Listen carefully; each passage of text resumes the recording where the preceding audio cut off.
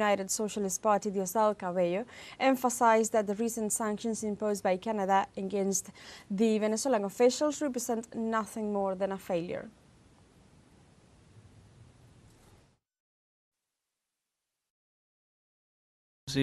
New sanctions against Venezuelan officials. Canada is lagging behind because they only do what the government of the United States tells them to do. The US government sneezes and then Canada gets nervous. They don't realize that it has really failed. The method has failed. Cabello also condemned the U.S. Embassy's questioning of Venezuela's constitutionality, considering that the U.S. appointed an illegitimate president in the country and tried to overturn the constitution. Embajada de los Estados Unidos. El 10 de enero. According to the U.S. Embassy, January 10 is the deadline for Nicolás Maduro. Refusing a democratic transition, they say, will be the definitive rupture with the constitutional order and will plunge Venezuela into an even deeper crisis. It is funny when they talk about the constitution in Venezuela, when they appointed a president here and try to tear that constitution to shreds. And they'd still approve boycott to that man. And they came up with a horrible thing called transitional statute, which derogates the Constitution. You look in that Constitution to see if a statute can derogate it, and it does not appear anywhere.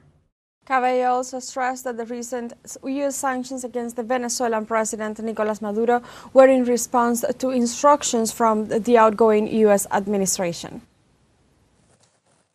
Última hora. Alberto Ronio, última hora. Last minute.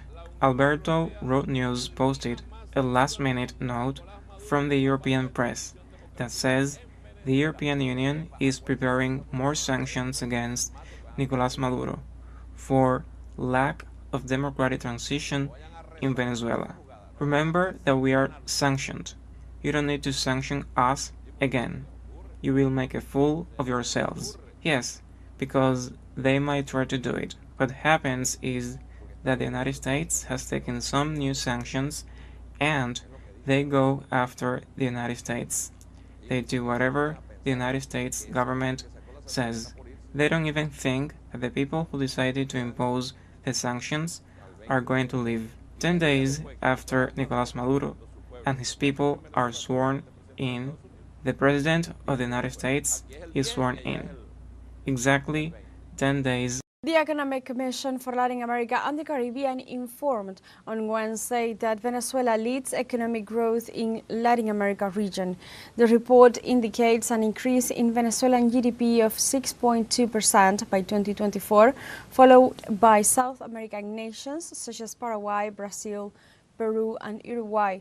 Meanwhile, at the opposite extreme are Argentina, Ecuador, and Bolivia. Central American nations showed less notable figures, with the Dominican Republic, Costa Rica, Nicaragua, and Honduras standing out. Meanwhile, in the English-speaking Caribbean, the economy with the best record was Guyana.